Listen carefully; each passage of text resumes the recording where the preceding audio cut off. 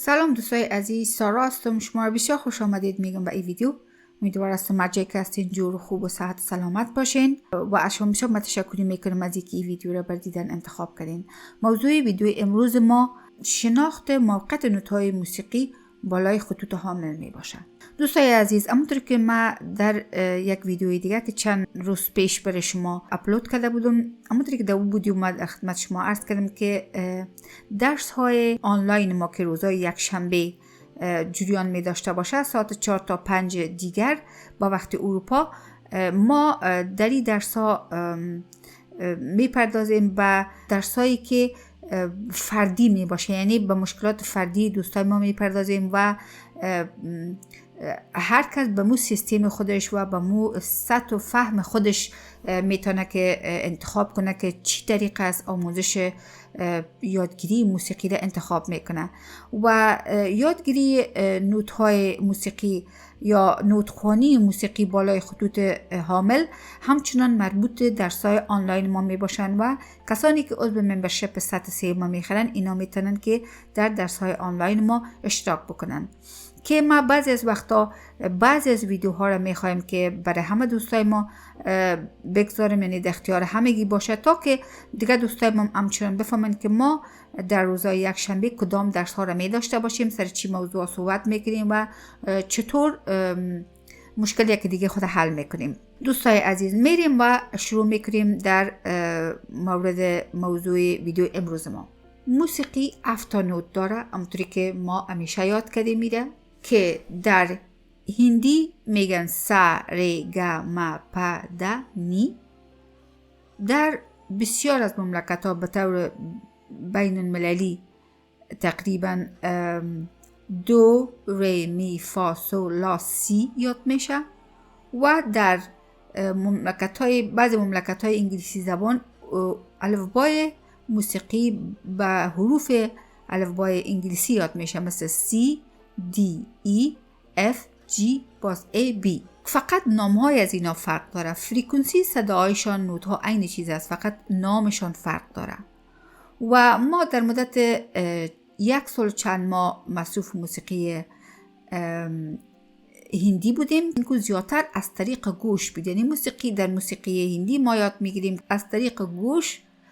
ما خواندن موسیقی رو یاد میگیریم که ما حال میخواییم که یاد بگیریم، یعنی باسواد شویم در قسمت از این که چطور ما نوت‌های موسیقی رو بالای خطوط حامل بخوانیم، که این بسیار ضروری است. دوستای عزیز، ما باید که کوشش کنیم خود به سویه بین المللی برسانیم و این شروعش است که ما شروع کردیم و ما کوشش میکنیم که با کمک یکی دیگه خود چیزهای بسیار نو یاد بگیریم.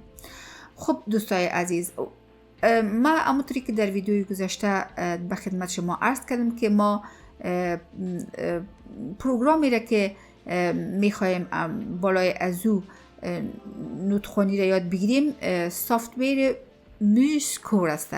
موسکور، اگر شما این ویدیو را ندیدین من لینکش در بالا میگذارم، شما حتما این ویدیو را پیش از اینکه میبینین ببینین. ما در اون ویدیو در قسمت از این که بالای شیت موزیک این علاماتی که هستن، مثلا این عددهایی هستی، خطهایی که هستن، اینا را ما تقریبا کلش تشریح کردیم و حال دیگه رو ما تشریح نمیکنیم. شما ویدیوی دیگر را اگر خواستین حتما چک کنین پیش از اینکه ویدیو را میبینین.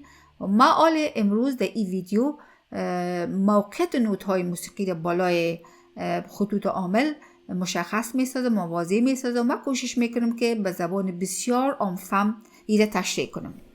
خب دوستای عزیز، ما که سافت‌ویر موسکور را وقتی که ما باز میکنیم، اینا تو یک چیز را ما میبینیم، اینی صفحه را میبینیم و اینجا باتن‌های زیاد هسته. شما در اینجا میبینین که ما باتن‌ها یا تکمه‌های زیاد داریم که کسانی که درس‌های آنلاین میگیرن ما از اونا کار میکنیم و تمام از این باتن یا تکمه ها را ما سرش کار میکنیم و یاد میگیریم که اینا چی هستن، بر چی استفاده میشن و چطور استفاده شون. ما امروز به خاطر از این که نوت‌های موسیقی را بالای خطوط حامل نشان دهیم، ما اینجا بالای باتن یا تکمه N کلیک میکنیم. وقتی که ما بالای از این کلیک کردیم امی کورسور ما وقتی که بالای خطوط حامل میآید اینجا نوت ها را برای ما نشان میده که ما میتونیم نوت ها را اینجا قرار بدیم. مثلا اگر ما بخوایم که نوت مکمل بروی نوت های عمل نشان بدیم، اینجا ما اول کلیک میکنیم. وقتی که اینجا میاییم شما ببینید که نوت مکمل برای ما میتونه که در روی خطوط عمل قرار بده. اگر ما بخوایم که نیم نوت ما قرار بدیم شما میبینید که اینطور ما نیم نوت میتونیم قرار بدیم. اگر بخوایم یک بر چهارم مثل یک نوت ما نشان بدیم بالای از این نوت کلیک میکنیم و کرسور ما این نوت با خود داشته و میاره و شما میتونید که بالای خطوط عمل قرار بدیم و همچنان یکی بر 8 و یکی بر 16 و همونطور پایین تر. ما مثلا میخوایم که اینجا یکی بر 4 یک نوت اینجا نشان بدیم و بر روی خطوط عمل نشان بدیم که واقعا نوتا در کجا قرار دارن. دوستای عزیز، نوت 2 ما اینجا قرار داره همیشه، یعنی این کدام 2 است؟ اونمو 2 که در مابین قسمت مابین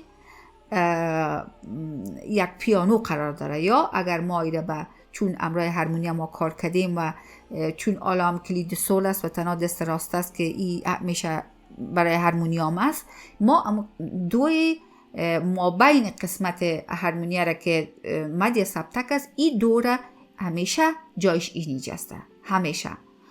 و بعد از او یک نقطه که بالا میره، یعنی یک نوت که بالا میریم اینطور این میشه ری. بعد از او یک تای دیگه که بالا میشه می و یک نوت دیگه ما که بالاتر میره فا. بعد از او ما اتومات بالای میجر یا بار دیگه میریم. چرا؟ بخاطر از این که این بار ما فقط ما در این بار 4 تا نوت که نوت کوارتر یا یک بر 4 میتونیم قرار بدیم. از اون خاطر راستن این نوت دیگه بالای بار دیگه میره. و بعد از فا سول است، بعد از سول لا است، غلط شد لا، بعد از لا سی است و بعد از او 2 سبتک های اکتیف، یعنی 2 دیگه سبتک دیگه شروع میشه که اما تو ادامه داره و بالا میره و این شما میبینید که وقتی که بالا میره خطا متر اضافه شده میره. چرا این خطا اضافه شده میره؟ برای که هر کدام خط نوت نشان میده و چون ما اکتیف زیاد داریم از اون خاطر خطا طرف بالا میه و همچنان طرف پایین میه. برای که ما اینجا نوت های پیانو زیاد است و یا هارمونیا زیاد است و ما ایره حالا میخواییم که ایره پس دوباره اینجا کلیک میکنیم برای که دیگه کرسور ما نوت اینجا انتقال داده نتانه و ما آزادانه کار کنیم. ما اگر اینجا بریم امین نوت ها را بالای پیانو اگر نشان بدیم،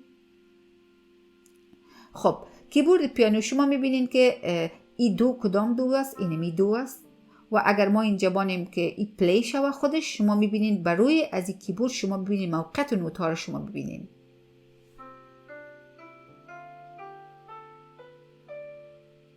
خب شما دیدین که اینمی 2 وقتی که ری را میگیم اینجا ریست نموتر، یعنی اینمی نوت ما در اینمی قسمت ما بین کیبورد است، این نوتایی که ما اینجا قرار دادیم. و اگر که یک چیز موضوع دیگه است که در موسیقی هندی که بود جای 3 ما تغییر میخورد، یعنی 2 ما میتونست اینجا انتخاب شود اینجا انتخاب شود، جایش تغییر میخورد. شما میدیدین که ما همیشه یاد گرفتیم که ما میتونستیم کارچ ما رو جایهای مختلف انتخاب کنیم. اما در موسیقی اروپایی جای 2 ری می هر کدام از اینا، یعنی همین 7 نوت جایایشان در مجموع یعنی 12 نوت اگر کمرای قسمت نوتایی که به 2 قسمت تقسیم شده امرای از 12 نوت میشه. هر کدام نوت از اینا جای مشخص داره، ما نمیتونیم که جای از اینا رو تغییر بدیم و این کار ما را آسان کرده دوستای عزیز. یعنی ما همیشه این مینجا که ایده ببینیم میگیم همیشه دوست، ای همیشه ریس، می همیشه این می است، فا همیشه موقعیتش ایده بین 2 تا خط اول است، سول خط دوم است بالای خط دوم، لا بالای خط دوم و سیوم در بین خط دوم و سیوم لا قرار داره و بالای خط سیوم سی است و او ایده ما غلط کردیم، یک نوت پایین تر بره اینطور. دور ما غلط نوشته کرده بودم، یعنی در جایش قرار نداشت که حالا درست شد و حالا درست شد. مال اگر از سر ایده بانیم که پلی کنیمش.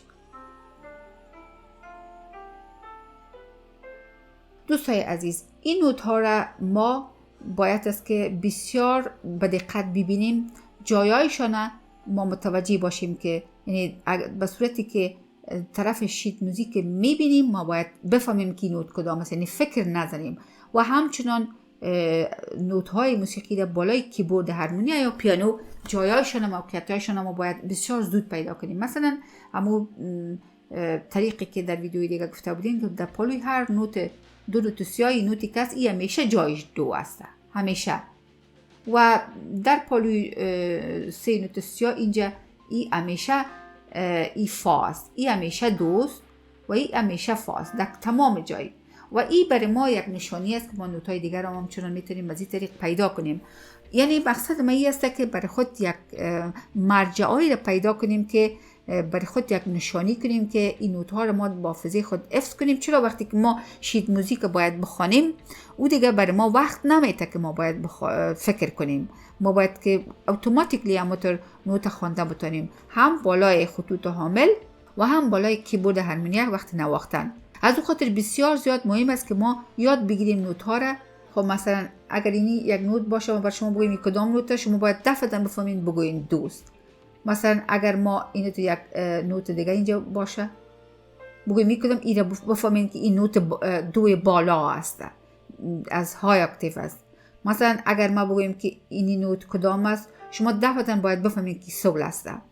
و اگر ما مثلا بگوییم این کدام است، دفعتاً بفهمین که می است، بدون از اینکه شما فکر بزنید. فقط همین نوت که شما دیدین بالای خطوط حامل، دفعتاً بدون از اینکه فکر بزنین اتوماتیکلی باید فکرتون بیایی که این نوت است. فرض مثال ما میگم که این نوت کدام است، فا. و همونطور اگر این رو بگویم مثلا کدام است، بفهمین که سول. اگر مثلا بگویم که این کدام است، دفعتاً بفهمین که می.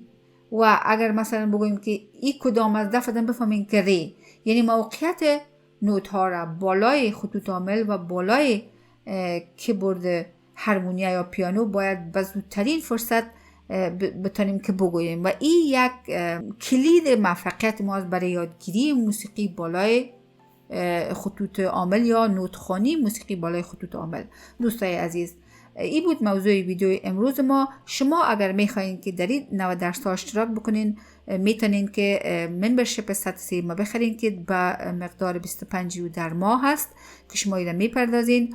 و وقتی که عضو ممبرشپ ما شدین، در درس‌های آنلاین ما درس‌هایی می داشته باشیم که به سطح و خواست خود شما انتخاب میشه. دوستای عزیز، خدا کنه که ما تانسته باشیم از موقع خود به شکل درستش استفاده کنیم و ما تانسته باشیم که از یکی خود چیزهای نو یاد بگیریم. این بود موضوع ویدیو امروز ما. تا ویدیوی دیگه شما دوستای بسیار عزیز و نازنین به خدا میسپارم. بدرود.